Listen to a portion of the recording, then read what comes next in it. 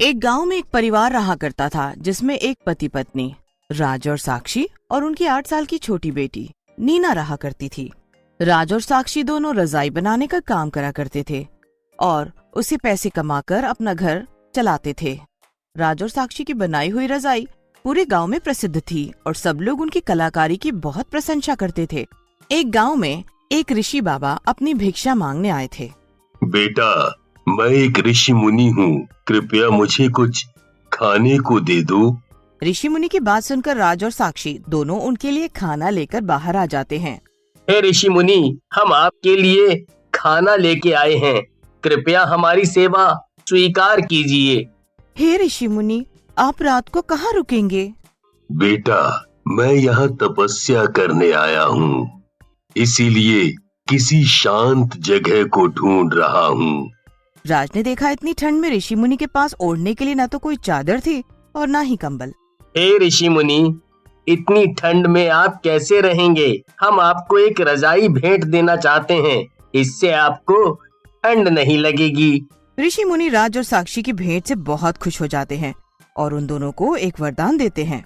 मैं तुम दोनों को एक वरदान देता हूँ, तुम्हारी बनाई हर रजाई में एक जादुई गर्माहट होगी, उसमें प्यार की गर्माहट होगी। चाहे कोई इतना ही बुरा इंसान होगा, वो इस रजाई को ओढ़कर प्यार महसूस करेगा और वो एक अच्छा इंसान बन जाएगा। हे ऋषि मुनि, आपका बहुत बहुत शुक्रिया। इतना कहकर ऋषि मुनि अपनी तपस्या के लिए निकल जाते हैं। इस वरदान के बाद राज और साक्षी के बनाए गए रजाई की प्रसिद्धता और बढ़ जाती है और उनकी बिक्री भी खूब हो जाती है। एक दिन साक्षी के साथ अनहोनी हो जाती है। साक्षी जब रजाई के लिए रुई लेकर घर वापस आ रही होती है, तभी उसकी बैलगाड़ी लड़खड़ाने की वजह से खाई में गिर जाती है और उसकी वजह से उसकी मौत हो जाती है। पूरी रात गुजर जाती है पर राज को साक्षी के बारे में पता नहीं लग पाता। राज आधी रात को ही साक्षी को ढूंढने चला जाता है। अरे राज भाई, क्या हुआ? किसे ढूंढ रहे हो? कौन खो गया? इतना वक्त हो गया और साक्षी घर वापस नहीं आई। अरे तो अकेले क्यों ढूंढ रहे हो? मैं भी मदद कर देता हूँ। गांव वाले थोड़ा आगे जाकर देखते हैं, खाई में कोई औरत गिरी पड़ी है। गांव वाले जल्दी से राज को खबर देने जाते हैं। राज जैसे ही साक्षी को देखता है वो बहुत रोता है। राज साक्षी के बिना बहुत कमजोर पड़ जाता है, जिसकी वजह से वो काम पर भी ध्यान नहीं दे पाता। एक दिन राज की बेटी नीना रोती हुई स्कूल से वापस आती है। पापा, स्कूल में मैडम ने सबके सामने बहुत डांटा। क्यों बेटा, तुमने कोई गलती करी थी क्या? नहीं पापा, स्कूल की फीस 3 महीने से नहीं दी, इसीलिए मैडम ने बोला कि अगर अगले महीने तक फीस नहीं भरी तो स्कूल से निकाल देंगे। राज ये सुनकर बहुत दुखी हो जाता है। कोई बात नहीं नीना बेटा, हम तुम्हारी फीस भर देंगे, तुम बेफिक्र होकर स्कूल जाओ। अब मुझे साक्षी को भूलना होगा।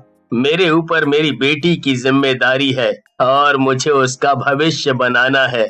मैं अब बहुत मेहनत करूंगा और नीना को किसी भी चीज की कमी नहीं होने दूंगा।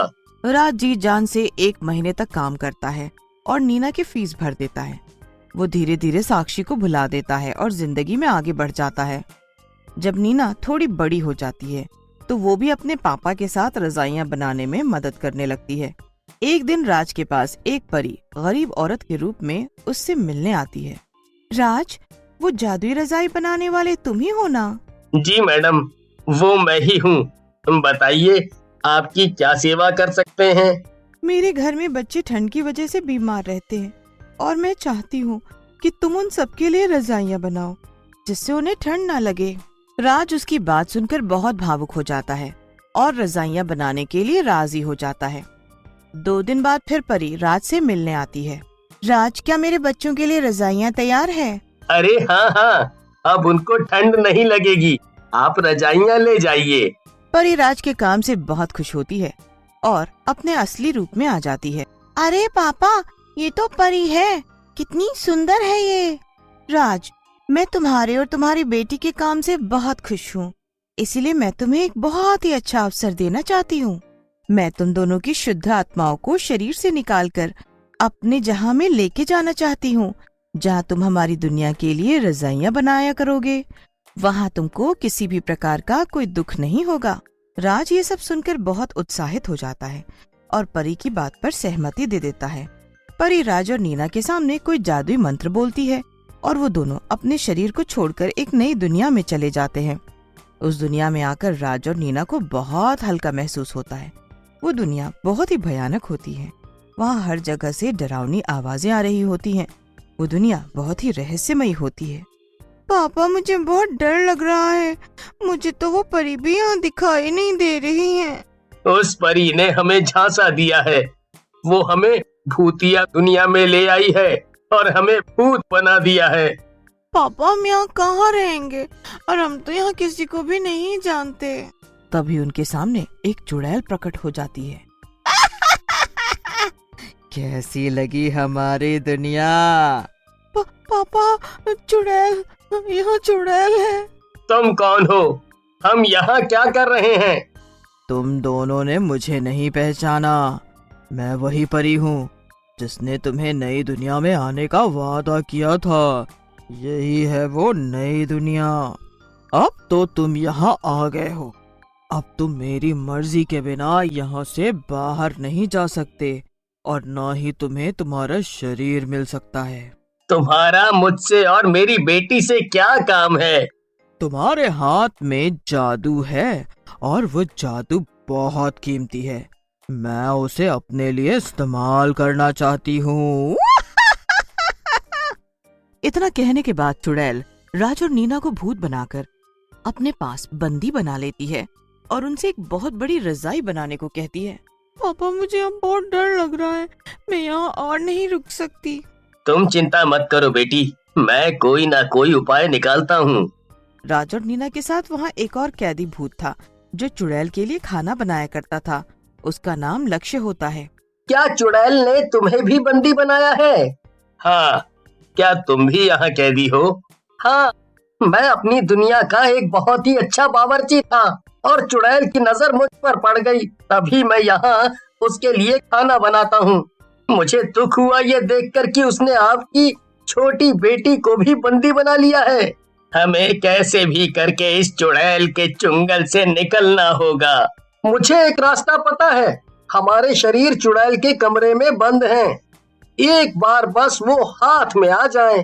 हाँ, तुम सही कह रहे हो, लेकिन हम उससे लड़ेंगे कैसे? पापा, हम मुझसे नहीं लड़ेंगे। ये तो गलत है ना। आप ही ने तो सिखाया है जहाँ दया और प्यार है वहाँ सब कुछ अच्छा होता है। तो हम भी उसके साथ अच्छा करेंगे, तभी तो वो चुड़ैल बदलेगी।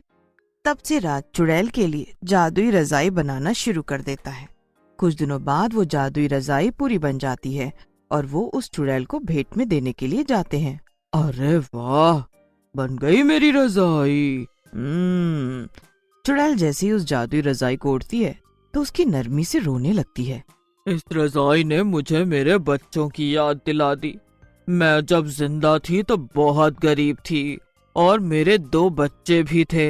मेरे पास ओढ़ने के लिए सिर्फ एक चादर थी और ठंड से मेरे बच्चों को बहुत ठंड लगती थी। एक तो भूख, ऊपर से ठंड, जिसकी वजह से मेरे बच्चे बीमारी से मर गए। चुड़ैल को अपने बुरे कर्मों का एहसास होने लगा था और उसे बाकी सब पर भी तरस आने लगा था। चुड़ैल सबको उसका शरीर वापस कर देती है और उन्हें वापस अपनी दुनिया में भेज देती है। इस अच्छे काम की वजह से वो मुक्त हो जाती है। उस दिन के बाद से राज और नीना गांव के सभी गरीब और बेघर लोगों के लिए रजाइयां बनाया करते थे और उन्हें मुफ्त में भेंट कर दिया करते थे।